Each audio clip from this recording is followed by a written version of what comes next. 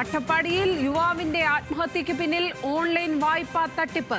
അട്ടപ്പാടി മുണ്ടൻപാറ സ്വദേശി സനൽകുമാറാണ് ഓൺലൈൻ വായ്പാ തട്ടിപ്പിനിരയായി ജീവനൊടുക്കിയത്. സംഭവത്തിൽ പോലീസ് അന്വേഷണം തുടങ്ങി.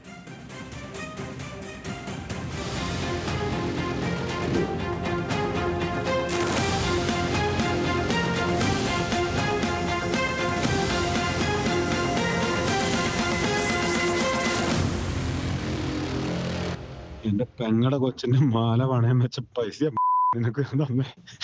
നീയൊന്നും ഒരു കാലത്തും നന്നാവില്ല.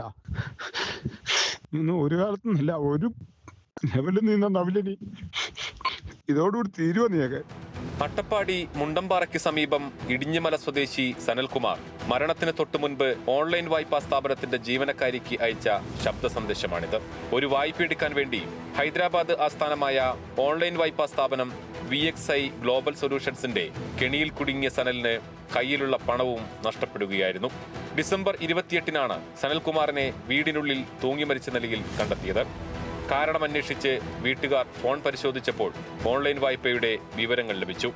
50,000 രൂപയാണ് സനൽ ഓൺലൈൻ വായ്പ ആവശ്യപ്പെട്ടത്. എന്നാൽ പണം കിട്ടാൻ ഗ്യാരണ്ടറോ അല്ലെങ്കിൽ വായ്പയുടെ 10% തുകയോ വേണമെന്ന് വായ്പാ ഏജൻസി ആവശ്യപ്പെട്ടു. നമ്മളുടെ കമ്പനിയിൽ നിങ്ങളൊരു ലോൺ വെച്ചിട്ടുണ്ടായിരുന്നു. അതിൻ്റെ നമ്മൾ മെയിനായിട്ട് ചെയ്യുന്ന KYC വെരിഫിക്കേഷനാണ്. റിപ്പോർട്ട് വന്നിട്ടുണ്ട്, ലോൺ അപ്രൂവ്ഡാണ്. മെയിനായിട്ട് കമ്പനിയിൽ നിന്ന് നിങ്ങൾക്കൊരു ഗ്യാരണ്ടറിനെ വയ്ക്കാൻ പറഞ്ഞിട്ടുണ്ട്. ഗ്യാരണ്ടർ എന്ന് പറയുമ്പോൾ ഡെയിലി വേജസ് ഒരാളെ പറ്റില്ല. പ്രോപ്പറായിട്ട് മാസം സാലറി കിട്ടുന്ന ആധാർ കാർഡ്, പാൻ കാർഡ്, 3 മാസം സാലറി സ്ലിപ്പ് നിർബന്ധമാണ്. ബാങ്ക് സ്റ്റേറ്റ്മെൻറ്റ് ഇവിടെ ആക്സെപ്റ്റ് ചെയ്യില്ല. സാലറി സ്ലിപ്പുള്ള ഒരാളെ വേണം. അപ്പോൾ അതെന്തായാലും വെരിഫിക്കേഷൻ ഉണ്ടാവും. ഇപ്പോൾ അങ്ങനെയല്ല, നിങ്ങളിപ്പോൾ ഇന്നലെ അപ്ലൈ ചെയ്ത് ഇന്നത്തെ ഒരു ആവശ്യത്തിനാണ്, എമർജൻസിയാണ്, പൈസ അത്യാവശ്യമാണ്, നമുക്ക് ഗ്യാരണ്ടർ ഇല്ല, ഗ്യാരണ്ടറുടെ നിർത്താൻ ആളില്ല, ഇപ്പോൾ ഇന്ന് തന്നെ ക്യാഷ് വേണം, സ്വന്തം റിസ്കിൽ ലോൺ ചെയ്യാൻ താല്പര്യം ഉണ്ടെങ്കിൽ ഓഡിറ്റ് മാനേജർ അറിയിക്കുക. നിങ്ങളുടെ റിസ്കിൽ ലോൺ ചെയ്യാനുള്ള ഒരു ഓപ്ഷൻ കൂടെ അവൈലബിൾ ആണ്. പക്ഷേ ഇപ്പോൾ ഗ്യാരണ്ടർ ഇല്ലാത്തതുകൊണ്ട് പകരം ഗ്യാരണ്ടി എമൗണ്ട് അടച്ച് വേണം ചെയ്യാൻ. ലോണിൻ്റെ 10% വരിക. ഇപ്പോൾ ഒരു എക്സാമ്പിൾ പറയുകയാണെങ്കിൽ നിങ്ങളുടെ ലോൺ 50,000 ആണെങ്കിൽ 10% 5,000 അടയ്ക്കേണ്ടി വരിക. 1 ലക്ഷം ആണെങ്കിൽ 10% 10,000 രൂപ വരും. അങ്ങനെ ലോൺ എമൗണ്ട് എത്രയാണോ അതിൻ്റെ 10% എമൗണ്ട് വരുന്നത്. സോ ആ എമൗണ്ട് അടയ്ക്കേണ്ടി വരും. അത് പിന്നെ ഫീസോ ചാർജോ ഒന്നും അല്ല. അടിച്ചാലും നിങ്ങൾക്ക് ലോൺ എമൗണ്ടിൻ്റെ ഒപ്പം തന്നെ റീഫണ്ട് ആയിട്ട് കിട്ടുന്ന ക്യാഷാണ്. എന്നാൽ പിന്നീട് വിചിത്രമായ വാദമാണ് കമ്പനി സനലിനോട് ആവശ്യപ്പെട്ടതെന്ന് സഹോദരി സരിത പറഞ്ഞു. രാവിലെ 5,000 രൂപ അവർ പറഞ്ഞ അക്കൗണ്ടിലേക്ക് ഇട്ട് കൊടുത്തു. എന്നാൽ അത് അക്കൗണ്ട് നമ്പർ മാറിപ്പോയി. 25,000 രൂപ പെനാൽറ്റി അടയ്ക്കണമെന്ന് അവർ പറഞ്ഞതനുസരിച്ച് എൻ്റെ വീട്ടിൽ വന്ന് എന്നോട് സ്വർണം വാങ്ങിക്കൊണ്ടുപോയി പണയം വെച്ചിട്ട് അവൻ 25,000 രൂപ പെനാൽറ്റി അടച്ചു. പക്ഷേ ഉച്ചയായപ്പോഴേക്കും അവർ പറഞ്ഞു 35,000 രൂപ അക്കൗണ്ടിലുണ്ടെങ്കിൽ മാത്രമേ അവർക്ക് പൈസ തിരിച്ചടയ്ക്കാൻ പറ്റുള്ളൂ എന്ന് പറഞ്ഞു. അവൻ വീണ്ടും എന്നോട് വന്ന് ചോദിച്ച് നിവൃത്തിയില്ലാതെ വന്നപ്പോൾ ഞാൻ കൊച്ചിൻ്റെ പാദസരം എടുത്ത് കൊടുത്തിട്ട് അത് പണയം വെച്ചിട്ടാണ് അവൻ 35,000 രൂപ കൂടി അക്കൗണ്ടിലിട്ടത്. അക്കൗണ്ടിൽ ചെന്ന വഴിയെ ആ 35,000 രൂപയും അവർ പിൻവലിച്ചു.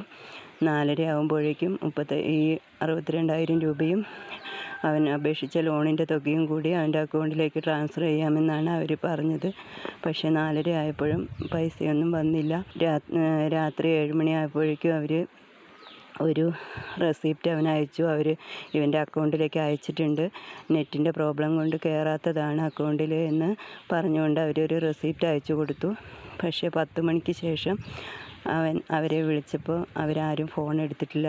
3-4 കോള് ഫോണിൽ നിന്ന് അവൻ വിളിച്ച് നോക്കിയിട്ടുണ്ട്, പക്ഷെ ആരും ഫോൺ എടുത്തിട്ടില്ല. അപ്പോൾ ഇത് ചതിയാണെന്ന് മനസ്സിലായത് കൊണ്ടാണ് അവൻ ആത്മഹത്യ ചെയ്തത്.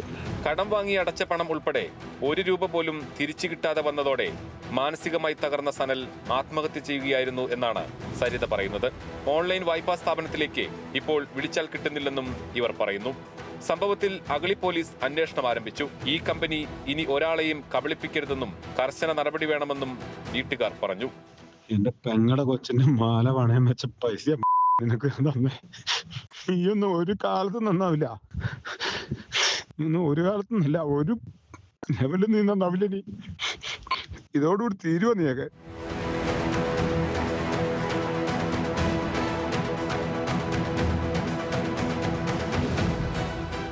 ന്യൂസ് മലയാളം, പാലക്കാട്.